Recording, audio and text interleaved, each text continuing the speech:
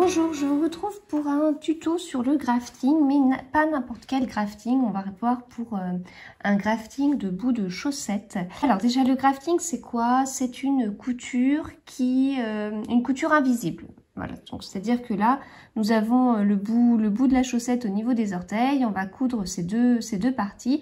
Et quand on regardera après notre chaussette comme ça, on aura l'impression que le tricot aura continué sans s'arrêter en fait entre ce qu'on aura sous la chaussette et ce qu'on aura au-dessus de la chaussette au niveau des orteils.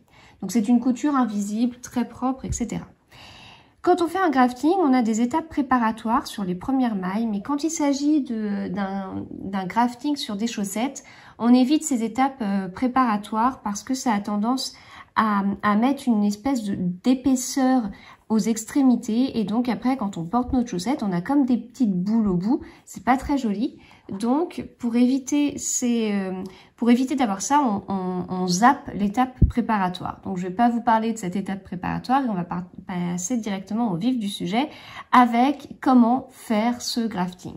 Donc il faut couper une quantité de fil suffisante. Alors comme on va coudre l'équivalent de ces mailles là, voilà, vous prenez une quantité de fil, là, je sais pas combien j'ai de centimètres, peut-être 50, c'est largement trop, mais c'est pas grave.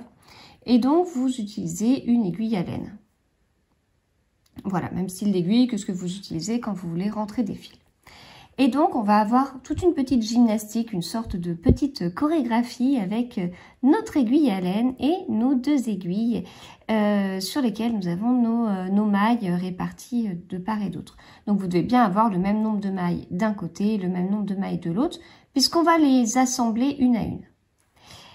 Donc, la petite chorégraphie qu'il faut retenir, c'est avec l'aiguille à laine, on va piquer la première maille comme pour la tricoter à l'endroit. Voilà. Hop. Et je la laisse tomber de l'aiguille. La deuxième maille, je la pique comme pour la tricoter à l'envers. Et je la laisse sur mon aiguille. Voilà. Je passe maintenant à la deuxième aiguille, à ce qu'on a en face.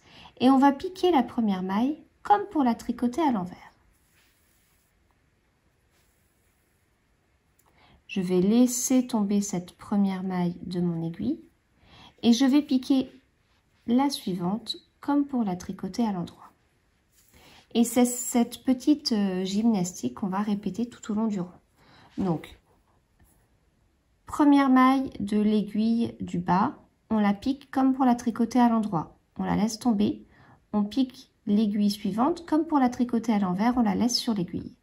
On passe à la seconde aiguille. On pique la maille comme pour la tricoter à l'envers, on la laisse tomber de l'aiguille, puis on pique la maille suivante, comme pour la tricoter à l'endroit, on la laisse sur l'aiguille.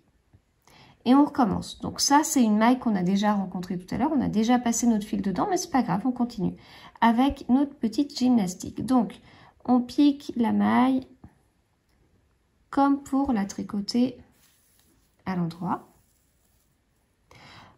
Alors au niveau du fil, faut ni tirer trop fort, ni pas assez. Faut que ça ressemble un peu à la tension que vous avez quand vous tricotez. Donc on laisse tomber cette maille.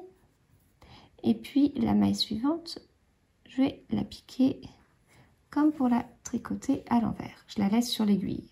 On passe à l'aiguille d'après. Première maille, je la pique comme pour la tricoter à l'envers.